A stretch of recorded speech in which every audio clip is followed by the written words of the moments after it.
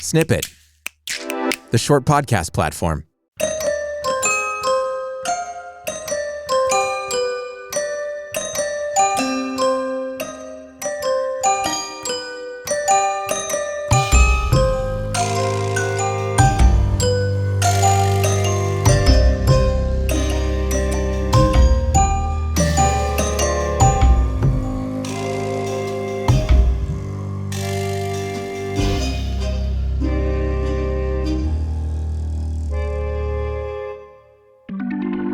Good evening. I am your humble narrator. I expect that everyone is on tenterhooks since the last week's suspense and unresolved ending. Poetry professor Bryan E. Keaton, passing through the Pacific Northwest, relying on the technical supremacy of his modern automobile.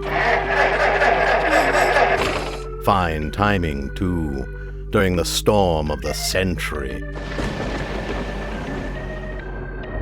At the first, the townspeople appeared eminently hospitable. But appearances can be deceiving and deadly.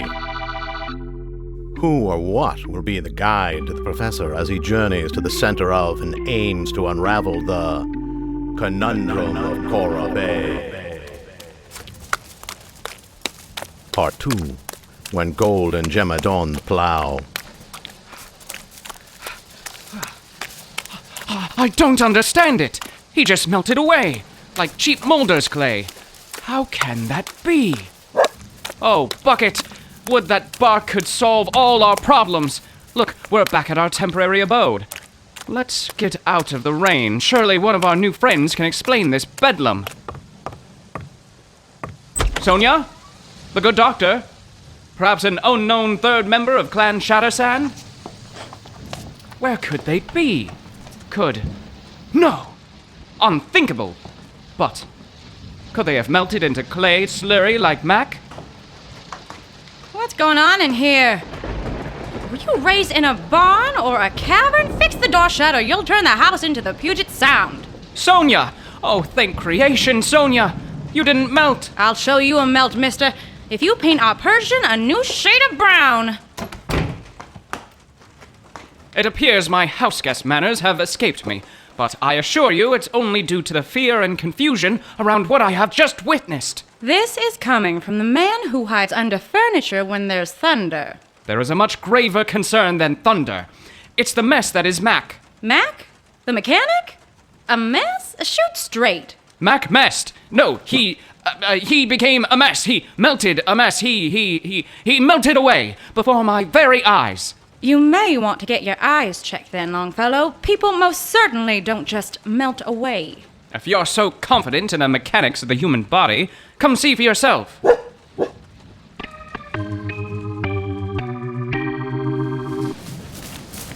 And then Mac just melted away in front of me. Not like a man with bone and viscera, but an oily, smudgy discharge like... Which one of you two boys is the poet again? He melted right over here. Everything's been washed out. You don't say. You left the door open. Look at this. Everything's soaked. Mac's going to be livid when he comes back. Unless he reformulates into a corporal being, he's not going to be livid about anything. Reformulation? Corporal beings? All I see here is a poet with an overactive imagination and a shallow indoor lake. There must be some shred of evidence to convince you it is indeed not my overactive imagination. I take that as a compliment, by the way.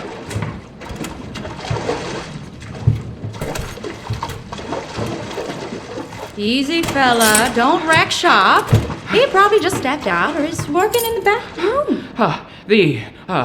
The back room? See, Mac does work in back. Repairs?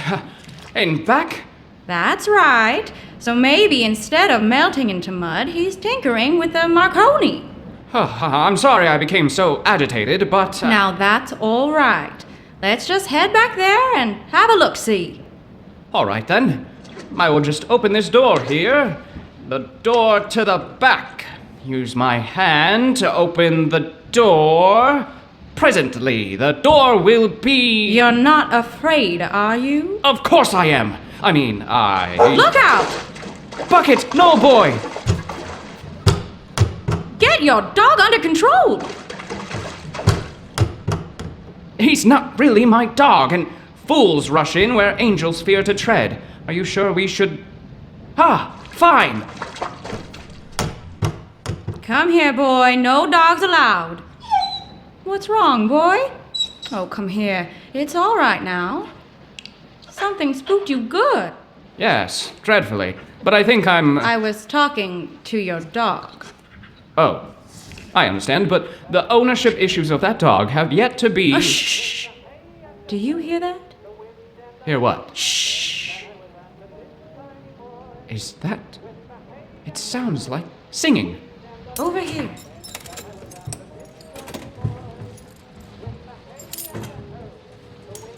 There's a Victrola here, wrapped in a blanket inside a box. So perhaps Mac was manifesting symptoms of madness before he descended into mudness. With the hay and the hoe, the wind and the rain, when that I was and a little tiny boy. With the hay and the hoe, the wind and the rain, when that I was and a little tiny boy. Why would Mac prank us like this? I recognize that verse. Don't go flying off the handle again. Here, I'll stop the record. Look here, in this typewriter. Dear Professor Keaton, we are pleased to offer you a position in the fall here at... Woe betide! What's this letter offering you a teaching position doing here in Mac's shop? And why are you hiding under furniture again? I can answer your second question, Sonya, by directing you to your first question. Whoa! For crying out loud. You come down with shell shock every time there's a storm cloud. You must have experienced weather primarily through poetry. Rubbish, the clouds! What manner of cloak and dagger brought me here? You said it yourself. How on earth could a copy of my job letter from Lagosian University be in this godforsaken hamlet that I never even planned to stop in? What is our friend Bryan to make of Sonya Shattersand, erstwhile ally or eventual adversary? And whatever is the modern American household to make of the increasingly frigid, lengthy winter season? When Old Man Winter comes a-knockin' at your front door, you need reliable coal in your furnace. You need to rely on Coal Green, the only home heating product with a distinctive green coating. Coal Green's trademark emerald hue guarantee you the genuine product providing proper warmth to your family. Today! On a cold Christmas morning, you can rely on Coal Green. And now we rejoin the Professor, along with the loyal lapdog and the intriguing ingenue, as they plunge deeper into the unknown. All right, Professor. Try to get your humors in a line. Listen to the sound of my voice. Your voice? That's right. Come out from under that table. Good. Now, I might not be ready to resort to outright hysterics like you are, but I can't deny the strangeness any longer. What can we do? Can we find your father? Him? He's probably out there collecting data, as he calls it. Last time there was a storm, I caught him climbing a 50-foot tree with a lightning rod. That sounds awfully dangerous. Especially to my patients. No, we need to go out to Augie's. Augie's? Mayor Ogdenbar Abernathy. His family has been here for generations. He and Terry Ogawa own the Big Apple Orchard. Can we safely attempt this journey on foot? It's not far. And look, out the window. The rain's letting up.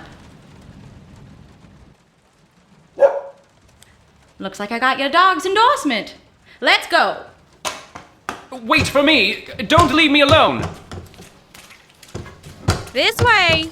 Please, slow, if my shoes dampen. All right. There, you see? The storm's fizzling out. That's true. And even if road agents took your car, and even if Mac is... even if both those things, Mayor Augie can still find a way to get you up to Portland by Monday. I appreciate your reassurance greatly, Sonya, but Oh, but what, mister? I've never been to Lagosian University before. I saw a photograph once, but I don't follow? Mac's typewriter had a copy of my job letter from Lagosian University, a school that I have never actually seen. What are you suggesting? What if I've been lured here somehow, for some reason? Why would someone lure a poetry professor? To what end? Why all the hush-hush and hokey-pokey? I don't know, but something just doesn't feel right. Look, that's Mayor Augie's place down there. Don't get mopey. I'm not aiming to be mopey. I got news for you. You're walking through the main attraction here. Apple orchards. And see over there? That's Terry's place. He makes apple donuts and delivers them for everyone in town. So if this can't wipe that frown off your mug... You didn't see what happened to Mac, the way he... Let's not fixate on that. Say, you got any poems about apples? People write poems about all kinds of things, right? When Cupid's bow shot an apple of his eye, when love doth shine as Venus of the sky, when you wake, beg of her for remedy. That's dandy. Did you write that? No, that's Shakespeare. We're here. I think I can see Mayor Augie inside. Hurry! Wait for me! Hello? Augie? It's me, Sonya. Sonya Shattersand. Sonya, sweetheart, come in from the rain. Augie. So good to see you. But why walk over here during a storm? Well, Sonya, don't leave me! Sonya, there's a strange man following you with his dog. That's what I'm here for. I'm not strange. We have a waylaid motorist here. A car driver? Sonya, sweetheart, you weren't kidding about strange. We should probably take this to Mac. I can't find Mac, and this fella says that when he went to see Mac earlier, he... Say no more. When the storm clears, I'll telephone Mr. Earl. Augie, who's Mr. Earl? Telephone Mr. Earl. Oh, no. No. Augie, can you hear me? Step back a little, Sonya, and mind your shoes. Augie, for crying out loud, are you okay? Telephone You see, Sonya? This is what happened to Mac. He was no man. I've visited Augie almost every day for years now. I just hugged him. What are you saying? These are not real people. Some kind of earthen facsimile, clay and wax and water. No, that's impossible. The storm is back. No, look out the window, it's... You listeners might never have to face a storm like this one, but keeping a drafty home warm is perhaps a greater challenge. Oh no! Is that Brand X home heating coal product? With its lack of paint and its lack of safety particulates? No family should explode just because they were pinching pennies. Telephone your local switchboard to locate the nearest coal green distributor, and be sure to mention this radio advertisement for a 9-cent rebate per gross ton. And now, we rejoin the professor. Head thrust skyward. Sky, what's happening? Everything's being torn away. It's melting like Mac and Augie. The trees, all the orchards. This whole town. Look, it's Terry, the other orchard owner. He's not fake. Sonya! Bryan! How does he know my name? Terry, it's horrible. First Mac melted, then Mayor, and now the whole world. It's your father, Sonya! One of his experiments! I always fretted he could hurt himself, but something like this? Like this? What manner of this is this? This is all impossible. We don't have time to argue! Come, quick to the fruit cellar! The fruit cellar? How will that be enough protection from... The cellar's real sturdy, and I've added this heavy iron door! How could iron protect us from the world being torn apart? And how do you know my name? There's no time! Quick! Wait, what about you? I have to shut the door behind you! When the storm clears, you can use that counterweight to open it! But Terry, the storm! Look for the packet! The Packard? What did he mean by that? I came here in a Packard. It's stranded outside the town. Oh, it's okay. Come here, boy. It's dark. Where are you, boy? I'm right here. I was talking to your dog. I was just confirming my position in the darkness. Do you think Terry left a light for us? Let's just hunker down. We can go back in a few hours after the storm clears. Storm clears? I saw something worse than a storm up there. It looked like the end of days. It might well be. Might well be? Well, it could take a while. It's never ended before, now has it? How did I end up here? I could have stopped at an all-night diner. Hot fudge sundae. At least your dog is calming down. I'm calm. Very calm. I'm as constant as the northern star. Come sit down here next to me and your dog. All right. Oh, tough concrete.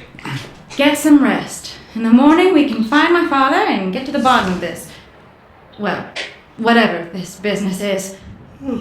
Yeah, so we can steel ourselves anew against the...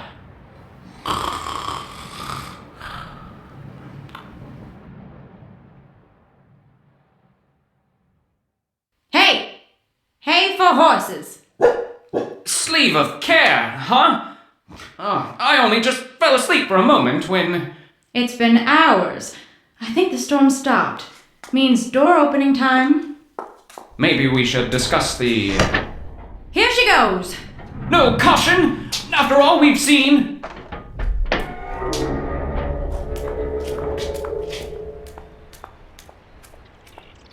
See? Everything is fine. Quit admiring the construction and climb up out of there already. My heart leaps up when I behold a rainbow in the sky. Look! A car! Pack? I think that's my Packard. How did Terry get it here? There's a note. What does Terry say? Dear Sonya and Bryan, if you're reading this, then I led you into my fruit cellar on the night of Saturday the 18th, September 1937. Why would he mention the date, and how does he know my name? This might be difficult to believe at first, but if you are indeed reading this letter, then you are reading it on the morning of Friday the 17th, September 1937. The day after yesterday is the day before yesterday? How can he possibly advance that notion? I know that this is all hard to believe, but I need your help. Help him? How? What does he say? I need you to help me stop your father from bringing about the end of the world. The end? The end of the world? That's actually what we saw. Your father was ending the world? Your friend, Terry Ogawa.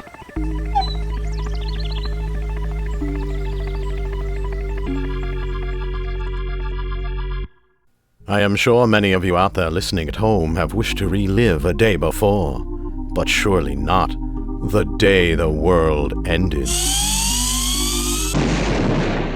And surely not 2 days, to the morning before we even met him, trapped with a temperamental and tempestuous temptress. Can the professor ever hope to untangle the Conundrum of Cora Bay? I'd like to thank this week's sponsor, Coal Green Home Heating Products.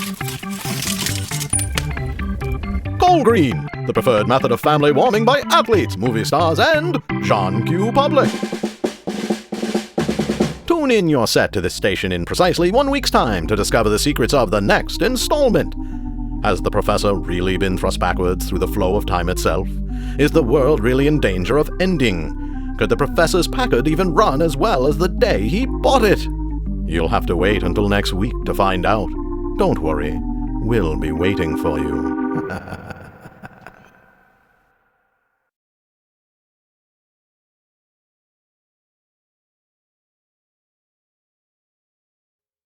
This has been a work of fiction produced by Snippet in Orange County, California. Story written by Eric Lambden and edited by Jonathan Katz, with appearances in this episode from Keith Barberia, Aaron McGee, Monica Pena, Kevin Harries, and Casey Wayman. Original music, sound design, and editing by Jonathan Rock. Executive production from Tyler Russell and Steph Weaver Weinberg. Find more episodes and other short shows you'll love at snippet.fm.